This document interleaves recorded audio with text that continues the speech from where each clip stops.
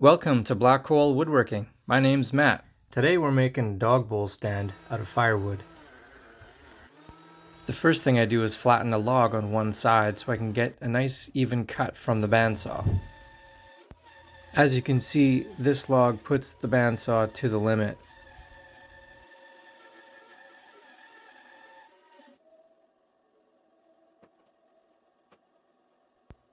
Actually, this is beyond the limit of the saw. I've actually got to cut off more on the bottom and the top just to get this thing through. So even with all that trimming, I'm still not done.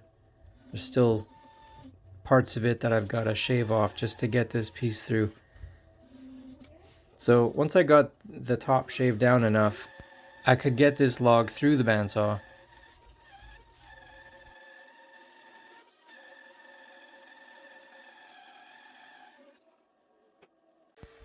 After cutting on the bandsaw, I flattened one of the ends nicely on the jointer.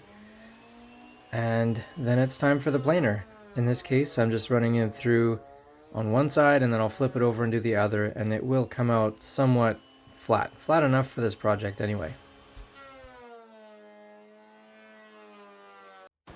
The total length of this dog bowl holder is going to be around 13 inches.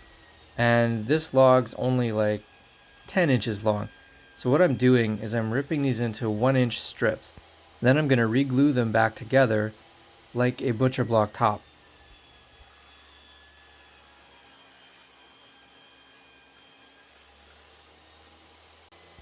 Here I'm trimming up the ends on the table saw sled just so they're nice and square when I do this glue up.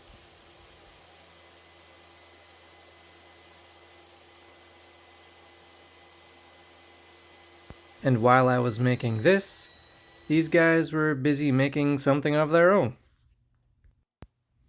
This is how the top is going to be glued up. The end grain to end grain won't be that strong, but there will be a long grain piece beside the end grain joints. The shortest piece in this little setup is just over 13 inches, so I know I've got enough length when I'm done cutting it down. I should also mention that this is about 7 inches wide.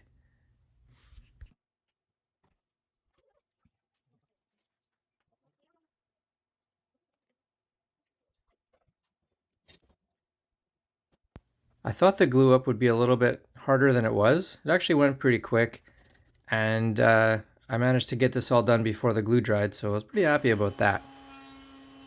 Once the glue dried, I did send it through the planer a few times just to make sure that it was nice and flat, and just saves on sanding.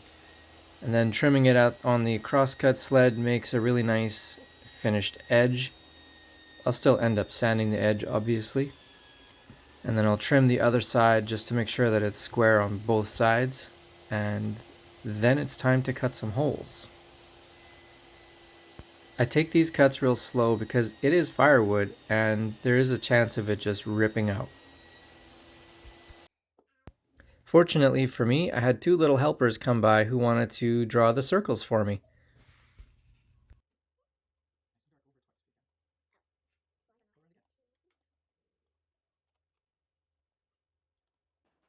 To get the jigsaw party started, I used a drill with a bit big enough to get the jigsaw blade into.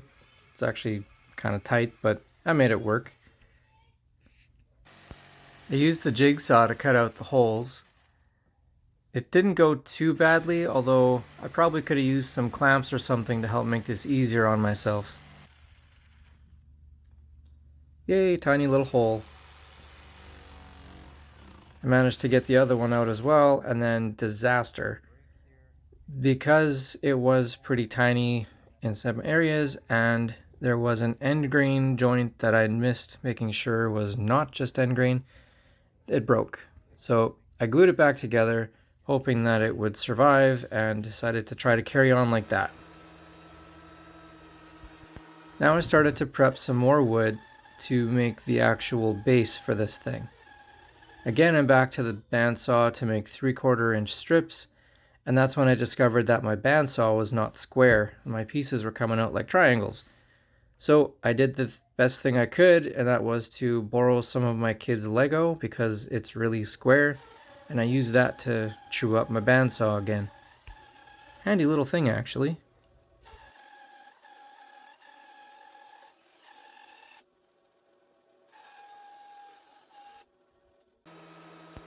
I took some really light passes on the jointer to flatten it out after all them bandsaw marks were visible. It worked out pretty good, and then I could send it through the planer to get rid of the other marks. Of course, I seem to throw my pieces around for whatever reason. And back to the jointer to square up another side.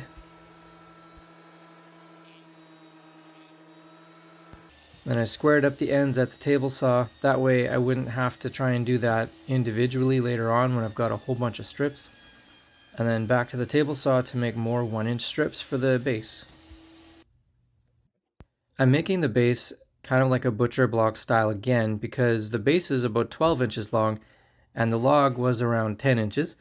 So again, just putting these pieces together, and then I ended up cutting them in half at the bandsaw. This way I can get 2 pieces out of it with only half the amount of glue ups. Got to square these edges at the table saw as well,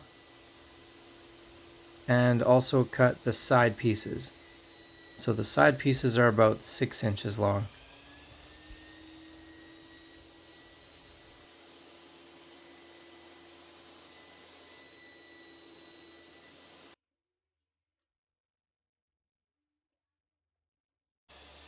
These pieces are going to be the feet. The feet are about 3 inches long, or tall, I guess. I trimmed the ends off and then I cut them to size using the stop block I had set up. After that, I put my blade to a 45-degree angle and cut along that foot lengthwise because I'm going to miter these together.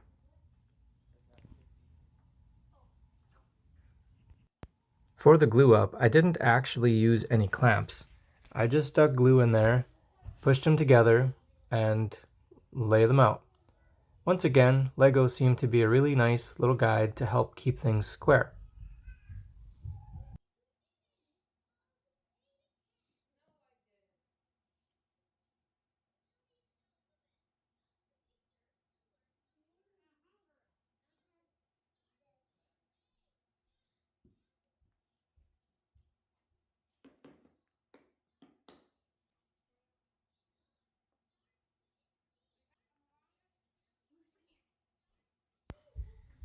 And we finally have 4 legs.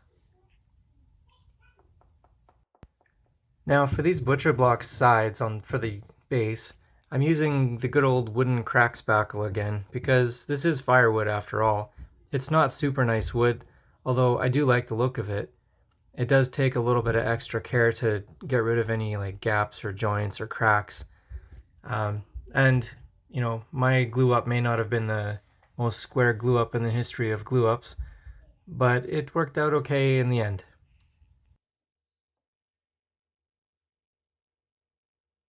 A little sanding and the cracks are gone. Back to the kitchen island for the glue up. I've got the front and back faces kind of set out as to how I want to glue them up. And I'm adding some spacers back there just to get the final length I wanted and to give it a little bit of space between the sides and the front and back.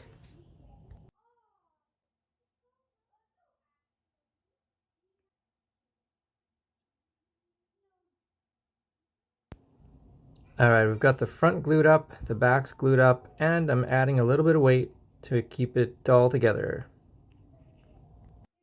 At the end of the day, I usually end up with a lot of scrap wood, so I decided to make breakfast supper with it. This is my famous hash browns on the grill. Back to the project.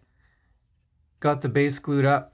It's looking good, and all I'm doing here is cleaning up edges and rounding over the corners.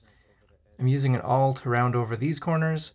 I also did that on the actual mitered corners. So the joints themselves look pretty good. That's actually a nice little mitered joint. The joint went together really cleanly, but especially after taking an awl or a screwdriver to the edge and just kind of pressing it down a little bit, you get a really, really tight joint. And you don't even need the wooden crack spackle for that.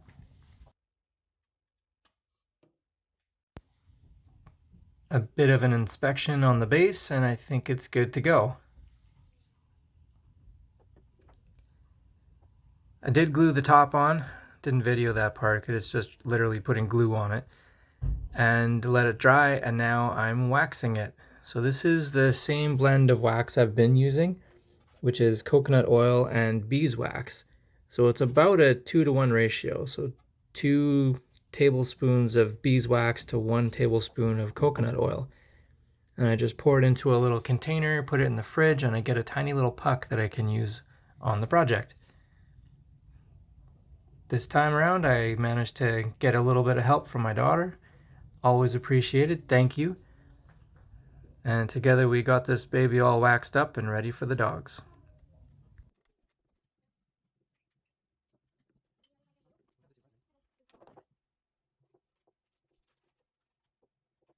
After we waxed the whole thing, we rubbed off the excess wax with a cloth, and that made it nice and buttery smooth. If you're liking this video, go ahead and hit that thumbs up, and if I've earned it, feel free to subscribe to my channel as well. A quick test fit of the bowls, and it's time to try this thing out on the woofs. Here's Moose. He's a little curious. Seems to like the smell. That would be Emma. I think it gets her approval as well. And yes, she's wearing a diaper. There's Taffy, also featuring the latest in dog wear, the diaper. Thanks for watching, and I'll see you guys next time.